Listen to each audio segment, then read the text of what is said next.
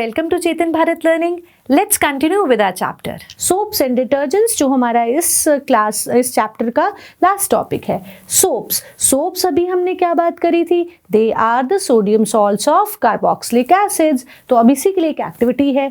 Take about 10 ml of water in 2 test tubes. Add a drop of cooking oil to both the test tubes. Label them A and B.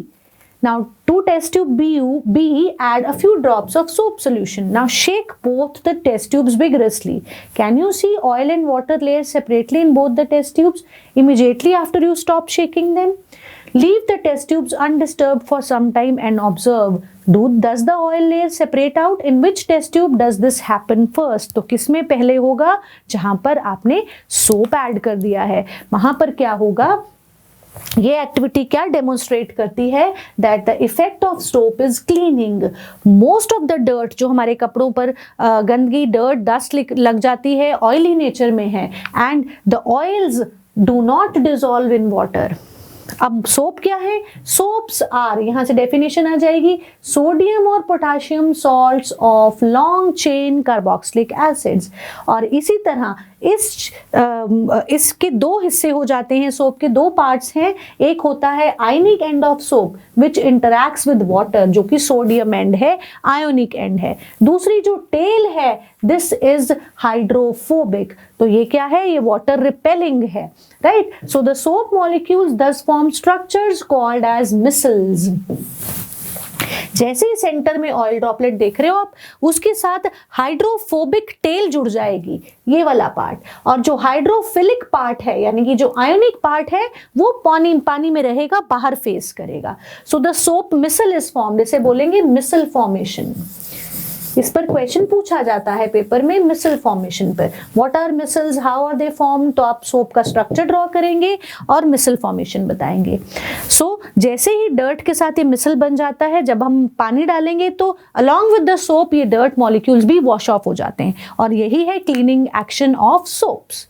ठीक जी. सो the soap micelle thus helps in pulling out the dirt in water and we can wash our clothes clean.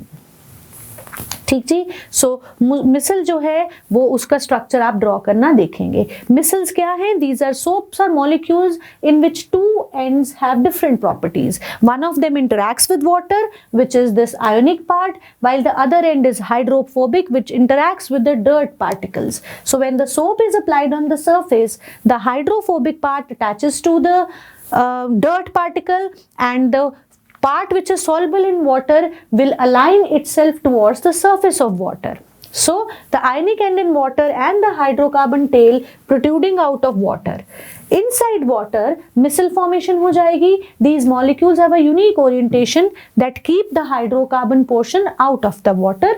Thus, cluster of molecules in which the hydrophobic tails बीच में है इस particle पर attached, और ये जो heads हैं जो कि वाटर लविंग है ये बाहर की तरफ है.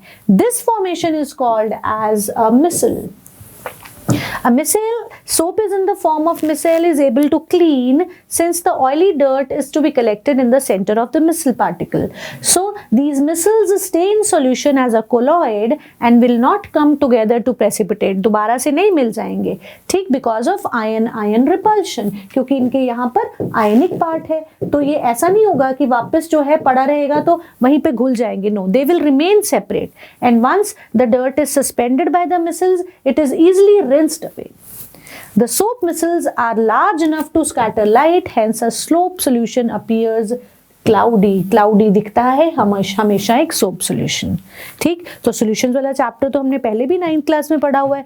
वहां पर क्या है? सोप सोल्यूशन के पार्टिकल्स बड़े हैं, सो ये क्या है? क्लाउडी दिखाई देता है. आपने यहां से इस पोर्शन में से सोप्स एंड डिटर्जेंट्स में से मिसल फॉर्मेशन जरूर करना है. मिसल फॉर्मेशन करेंगे and cleansing action of soap पूछा जाता है. ठीक. तो सोप की डेफिनेशन, क्लीनिंग एक्शन जरूर करेंगे. Then there is another activity. Take about 10 ml of distilled water and 10 ml of hard water. अब हार्ड वाटर क्या होता है? या तो हम किसी ट्यूबवेल से या हैंड पंप से ले लें, या फिर हम कुछ कैल्शियम, मैग्नीशियम सल्फेट्स और कार्बोनेट्स डिसॉल्व कर दें, क्लोराइड्स, तो पानी जो है हार्ड हो जाता है.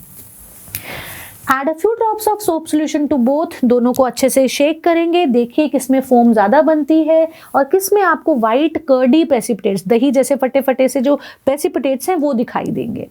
तो आप याद रखेंगे जिस पानी में हार्ड वाटर है, जिस टेस्ट ट्यूब में हार्ड वाटर है, यानी कि ऐसा पानी जिसके अंदर कैल्शियम या मैग्नीशियम सल्फेट्स या क्लोराइड्स या हाइड्रोजन कार्बोनेट्स डिजॉल्व है, यानी कि जो हैंड पंप से लिया गया पानी है या ट्यूब वेल से लिया गया पानी है, वो है हार्ड वाटर। जिस टेस्ट ट्यूब के अंदर ये हार्ड वाटर होगा वहां फोम कम बनेगी। वहां फोम इसलिए कम बनेगी क्योंकि वहां पर है हार्ड वाटर और हार्ड वाटर के साथ सोप्स ठीक से काम नहीं करते। दे फॉर्म स्कम और प्रेसिपिटेट्स की फॉर्म में बनेंगे। Why? Because the calcium gets attached to the soaps, calcium salt बन जाते हैं जो कि फोम नहीं बनाते और ये स्कम की तरह, प्रेसिपिटेट्स की तरह हमारे को दिखाई देते हैं। और इसी जो ड्रॉबैक को दूर करने के लिए हैं हमारे पास detergents work well with the hard water, whereas the soaps don't work well with hard water। तो आप याद रखेंगे द रिएक्शन क्यों हार्ड वाटर के साथ क्यों नहीं सोप्स काम करते? This is because the reaction of soap with the calcium and magnesium salts which cause the hardness of water. Hence you need to, या तो हम ज्यादा सोप इस्तेमाल करें जो वेस्टेज है, hence we need to have larger amount of soap. This problem is overcome by another class of compounds called as detergents, and detergents are better cleaning agents। Why? Detergents are, definition आएगी यहाँ से, are generally sodium salts of sulfonic acid or ammonium chains with chlorides and bromide ions. So both have long hydrocarbon chains. The charged ions of these compounds do not form insoluble precipitates with the calcium and magnesium ions in the hard water. Thus they remain effective in washing in hard water. Detergents are generally used to make shampoos and products for cleaning clothes। ठीक है, तो soap से better cleaning agent detergents हैं।